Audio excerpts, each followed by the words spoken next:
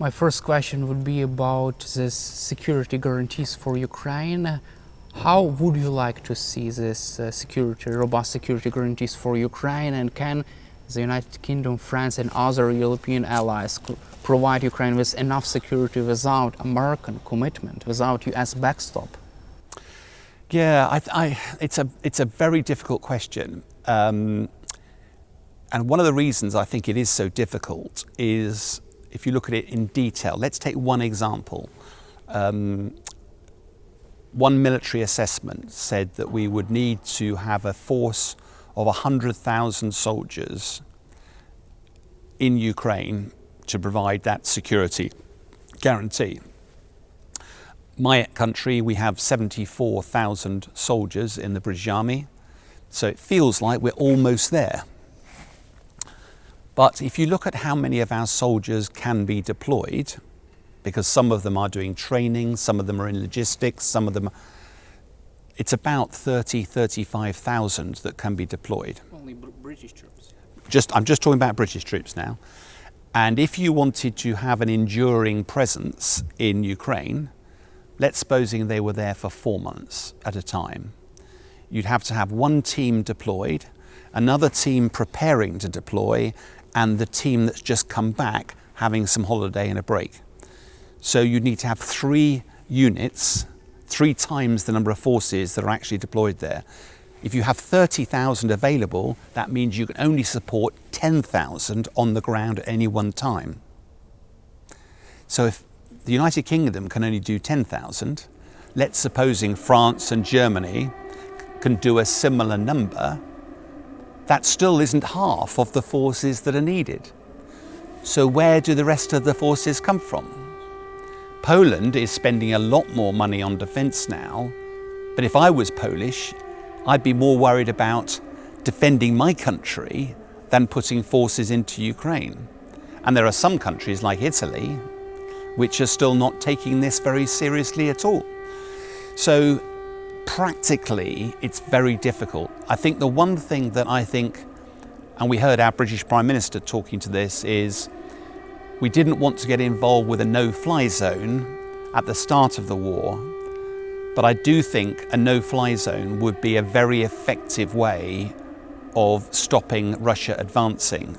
Western technology in air is far better than Russia, and Russia has shown how it operates for the last 3 years. The West has been sucking all that information up. It now understands much better how all of these weapons, Kinzhal, some of the high-end weapons. So I think that would be a very effective way of contributing to some form of post-war security environment. But it's not easy. Yes, we are hearing an air alert. It could be a sign that Vladimir Putin is not really happy about a ceasefire proposal from US President Donald Trump. It even could be a sign that Vladimir Putin tried to humiliate Donald Trump because he continued to attack Ukraine after this big best offer from US President Donald Trump. Yes, I think there's a danger sometimes that we react to everything that happens each day. There is a war going on, and Vladimir Putin and his forces will be looking to do everything possible to achieve their objectives. They're not stopping. We haven't agreed a ceasefire. They will keep pushing hard. And I suspect we would do exactly the same if roles were reversed. I don't think Vladimir Putin would want to humiliate President Trump. He would not want to make an enemy of the biggest superpower in the world. I believe a number of military analysts who think that the West has done enough to stop Ukraine losing, but has not done enough to help it win. And military forces in the West are far more powerful than Russia. If we were to get involved, Russia would be stopped straight away. And if Putin was to make an enemy of President Trump, and Trump suddenly decided to say, right, we're going to get involved, that would not be something that Russia would want. Putin has, every step of the way, has tried to scare the West not to get involved. So I'd be very surprised if Putin wants to insult President Trump. President Trump offers him a way out. It offers President Putin an off-ramp, a way to end the war. I'd be very surprised if he wants to humiliate him. You just mentioned about air power in Ukraine, but can the UK, France and other allies provide this air cover over Ukraine without American Air Force, without American power? Would be enough British, French and other European air forces to stop Russia in the air without American commitment, without US air backstop? Well, the short answer is I think the West could, but it wouldn't be as good. But I think the real question is that we're not suggesting that that air power comes in on day one and that Russia will be ready to attack Western air power on day one. That would be stupid for Russia to do that. Russia needs a break. It needs a pause in this war. It's run out of a lot of equipment on the ground. Its air force has been badly damaged. It has lost a lot of soldiers. The economy in Russia is being damaged. Inflation is high. They do not want to do another round of mobilization because a lot of casualties. So it might be that this is a good chance for Putin to take a pause. So that pause, it'd probably be 5 years or maybe more before President Putin's forces are ready again to have another bite at Ukraine. So I don't think Western air power needs to be very effective on day one. What it needs to do is to have some of its forces demonstrate commitment to Ukraine and then actually start to invest in Ukraine's own military capability. So at the moment, the West has given F-16s and Mirage 2000s. But it needs much more than that to be able to provide a counter to Russia. So I do think that the West will help Ukraine build that. And as the Ukraine builds its capability, the West may be able to gradually reduce its capability. So I don't think the argument is about day one. Day one, we're not suggesting at the moment that the West steps in and fights Russia. What we are suggesting is that that might be something which helps provide the security environment on day one that might be in place for a few years and then see what Russia does. Does Russia continue on a war footing, building tanks, building aircraft, munitions, or does it change its economy back to a peacetime economy, in which case the West might be able to relax a bit more and focus on building Ukraine's military. What are the risks of Russian troops attacking European allies in Ukraine after the ceasefire deal, when it will be in place for months, for years? What are the risks for that, and how would you see the Western retaliation to such actions of Vladimir Putin? Yes, the risk is we get ahead of ourselves here because we have not seen a ceasefire yet. So I don't think we're talking about Western forces getting directly involved in the war. We're talking about them being involved to help in the peace. Clearly, there is a big risk to Western forces if they are on the ground facing off against Russian forces. But Russia would be really stupid to start killing United Kingdom or British or French or American soldiers on the ground, because that would probably do the one thing that President Putin doesn't want to happen, and that's to bring those countries into the war. It's a bit like in World War II, where the Japanese attacked at Pearl Harbor. Suddenly it brought America into the war. If Russia was to attack Ukraine and there were British, French, American soldiers, it's very difficult to see that you won't get those countries brought in. And I suspect that's one of the reasons why America is very reluctant to be involved in that conversation. They probably say, look, we are 3,000 miles away from Europe. This is a European problem. It's on the European continent. And I think it is worth reminding viewers that for many years, NATO has been the security environment. but not all the nations have been paying their way. America spends that much on defence. If you add up every other NATO country's spending, it doesn't match America. That's everybody else in NATO. And when Trump was last in power, 2/3, over 60% of NATO members didn't pay their 2%, which was a baseline. It wasn't an ambition, it was a baseline. President Trump came back into power on the 20th of January, and still 1/3 of the countries were not paying their way. So part of what he's doing at the moment is saying, if NATO is to survive, Europe, you need to be spending your money. Russia is a European problem, it's not an American problem. So what are you going to do about it? Don't expect Uncle Sam to suddenly come rushing to your aid. And that's caused a massive problem for the West. Because in really simple terms, we gave a lot of our weapons to Ukraine. Now, when I was in the military, we never had more weapons than we needed. We always had slightly fewer than we needed. But we were still happy to give them to Ukraine because we didn't feel threatened. Today, all of a sudden, we see Russia as a threat because Ukraine may be in trouble now, and America walking away from Europe. So suddenly countries like Poland are going, we feel threatened now, and we haven't got the weapons that we should have because we've given them to Ukraine. So there's a massive effort at the moment to restock our own stockpiles, whilst at the same time working out how do we support Ukraine. So I do think it's very easy, I think, just to look at this through what's President Trump doing. There is a slightly bigger picture here, and it's a troubling time for Ukraine, but I do think it's meant that European leaders are now talking about getting more involved in this conflict, because they recognise that if Russia wins in Ukraine, if Ukraine falls, that is a danger for Europe, and therefore, what is the West going to do about it?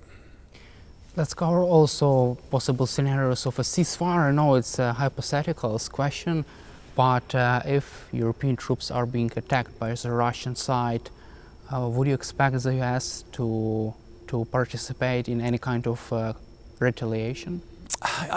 The danger of talking about hypotheticals is that it depends on so many assumptions. I think the Americans have been very clear that they do not see themselves involved in providing the backstop. But would Americans in such case look weak if they don't respond, if they don't retaliate in case of Russia's attack on European allies, on European troops in Ukraine? Well, no, I do understand the question, but I think that as we stand at the moment, America has said America is focused on China and Europe should be focused on Russia. And therefore, I think President Trump is putting a lot of pressure on European leaders. What I don't understand is that President Trump has talked about doing this minerals deal, hasn't he? You know, the danger is we get into that, because I'm not inside his mind. I don't know what President Trump's actually trying to do. But what he's implied is that if you have American citizens on the ground helping extract minerals from the ground, if Russia was to attack, it would be attacking American citizens. And therefore, America would have a vested interest in protecting those facilities in Ukraine. Now, Donald Trump has not said that he would protect them, but the language is clearly suggesting that. Now, I don't know whether that is just for show. It's very difficult to see where American policy is at the moment. What we are hearing is what President Trump says. We don't know what the policy is. So at the moment, I think the clear message is Europe needs to step up and provide those guarantees. And let's be clear, when I was in the Ministry of Defence, our two big threats were China and Russia. We configured our military around Russia as being our main early threat. The war with Russia, your war with Russia, has demonstrated Russia is not as capable as we thought it was, and it has lost a lot of equipment. So compared to the threat Russia was before the war started to where it is today, Russia is not the threat to Europe that it was at the start of the war. The question is, how quickly could Russia build back up again? But that is a question that will take years. It's not days or weeks or months, it's years. And that buys us time to work out what we are going to do. And I think that's the problem that the West is. How do you turn on more money? So the UK has said 2.5% of GDP, Poland is nearly 5%. But even if I opened the money up completely and said loads of money, there is no shop that you can just buy these weapons. You have to invest in your defence industry to grow. It has to recruit people. Turning money into military capability takes years, but that process is now started, and I think Ukraine and its long-term security will have to be part of that conversation. Ukraine has launched its largest attack on Russia, on Moscow, since the beginning of the full-scale invasion of Ukraine using long-range drones. Does this mean that Ukraine still has the cards? Well, President Zelensky famously said this is not a game of cards, so I don't like using that language. I don't think it's helpful at all. President Zelensky has been very good at trying to find ways to hurt Russia. The drone attacks on Moscow did no damage at all. But what it does do is it demonstrates to the Russian people that they are in a war, that they are not safe. And that is a powerful message to send.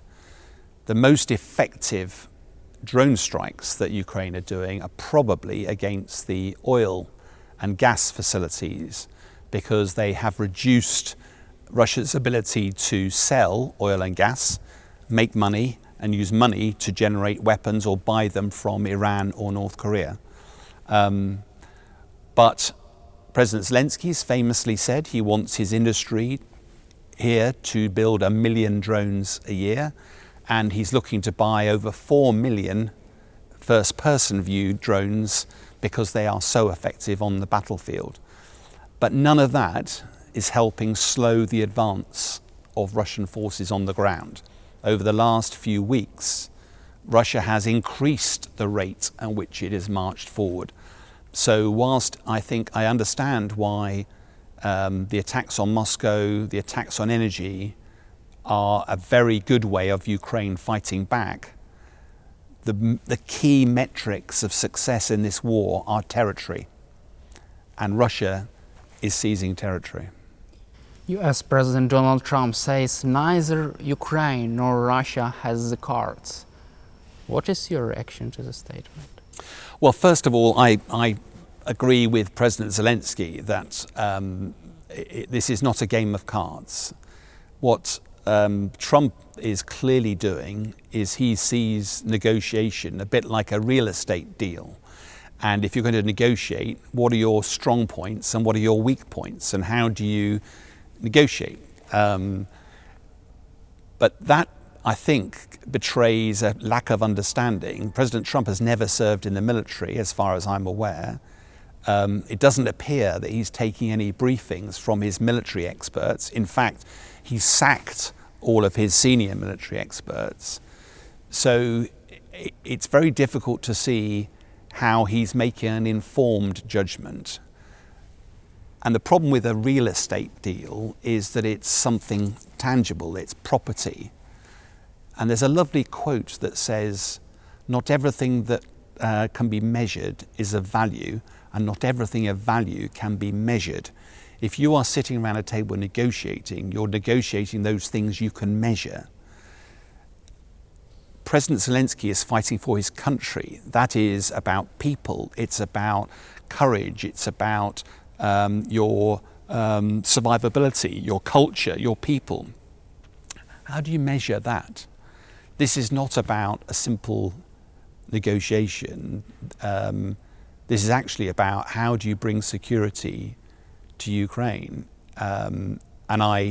We return back, I think, to when I was last here, one of your colleagues, it wasn't you, but one of your colleagues, when we finished an interview, I asked them, how do you feel about the war? And they said, If we agree to end the war and we've lost territory, what was it all about? What a waste of lives. And I said, I'm really upset hearing you that, because as a military guy, you have lost a lot of good people in this war. We never expected in the West that Ukraine would survive that first onslaught, and you did. It was your courage, it was your professionalism, it was your sacrifice. That is now, Russia has only got a small piece of Ukraine, and if, eventually when the war ends, if you now have a robust security environment that stops Russia doing that again, then for the first time in 300 years, you will have a country that can build itself, that can, and will look back on this chapter as a great pride that you were able to survive and fight for your freedom. So I do think we have to be very careful. We live in the moment, and I don't want to see President Putin win. I don't want to see Trump agree some sort of short truce. I want to see the war ended. I want to see Ukraine flourish. I want to see Ukraine build and find its own way, build its economy, build a future of hope, of freedoms, of democracy, whatever it wants to do. But you have to end the war before you start that, and I think you have to be sure of your security environment. So, and I'm not sure that President Trump sees it like that. I think he just wants to stop the killing, do a deal, and walk away. I'm not sure President Putin is ready for that, and I doubt President Zelensky is ready for that. Also, let's cover your visit to Ukraine, to Kyiv. What are your main takeaways from your visit? I think, so I'm doing several things whilst I'm in Kyiv, but one of the main ones is to talk to people on the ground. I have a number of people who live and work in Kyiv, so I go for coffee or for dinner. And I always find it very humbling when I come here. I arrived late at night. The next morning, sunshine, walk out down to Maidan Square, and there was a parade because another soldier had fallen. I spent half an hour with the flags fluttering, and I find it very moving. And it's easy in the West just to see this as a war, and Zelensky and Putin and Trump. When you come here, you feel the pain, the suffering, the sacrifice.